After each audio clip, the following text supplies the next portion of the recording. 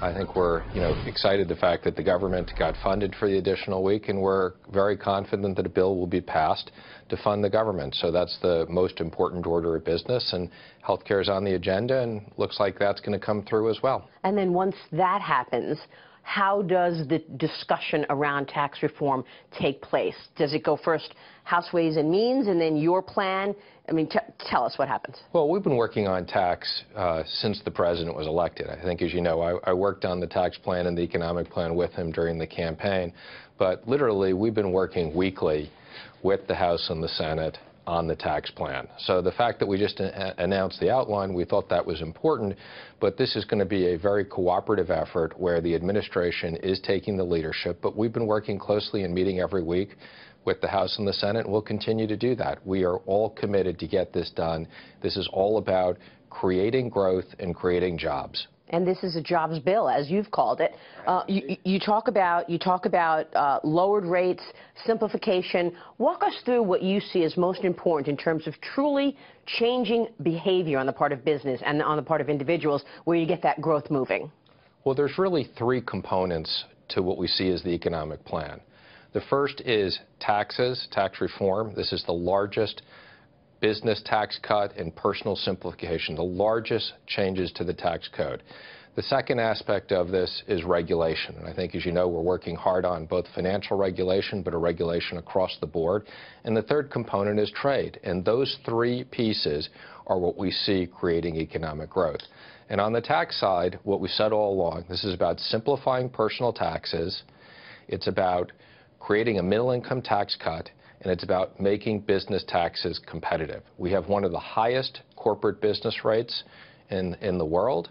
We have a concept of worldwide taxing and deferrals, and we're going to change all that. We're going to make U.S. business competitive. How do you make sure that people don't game the system? I mean, if you've got all these people recognizing that, oh, if I'm an LLC, I can have a 15% tax rate, who's to say everybody's not going to just say, I'm a business, I'm an individual, but I'm an LLC, and they game the system? How do you make sure that doesn't happen? Well, Maria, we've said all along, this is about lowering business taxes. And, as I've said, it's about the business rate, not the corporate rate. This isn't about just creating savings for large corporations. It's about creating savings for small and medium-sized businesses that are really the earnings power of this country. And what most people don't realize is there's many studies that show that more than 70% of the burden of business tax is passed on to the workers. So this is about creating jobs, and this is about creating earnings growth. And we will have rules to make sure that people who should be paying 35% personal rates aren't able to set up LLCs and other entities to get around the tax code. Former Treasury official says this: a large risk is that business owners will transform their wages or compensation income to avoid income, Medicare and even Social Security taxes, because they want that 15% rate. Well, we're well aware of that, and we're going to make sure that a lawyer, an accountant, or a hedge fund operator who makes $1 million or more doesn't use this for tax avoidance. Have you had any scoring at all from a CBO or any outside group that actually gives us a sense of what kind of hit this is to the deficit?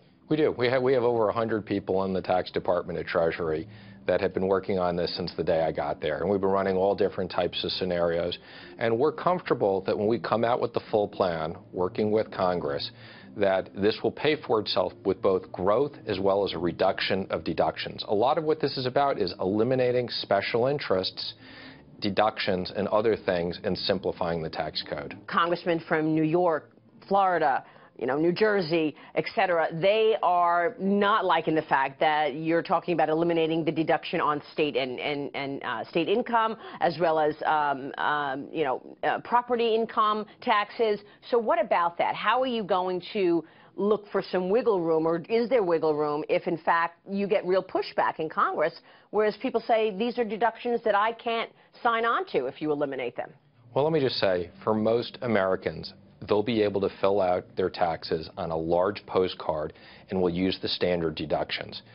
The special deductions and all these things are really for rich people, and we're going to cut a lot of that back. And as it relates to the states, we don't think that the federal government should be in the business of subsidizing the states. The states should be able to decide what they want to charge in income taxes. And again, and part of tax simplification is getting rid of lots of deductions. It's a philosophy, isn't it? I mean, why should one state subsidize another state with all of these deductions? Exactly, and it's not the federal government's role to do that. Yeah, that makes a lot of sense.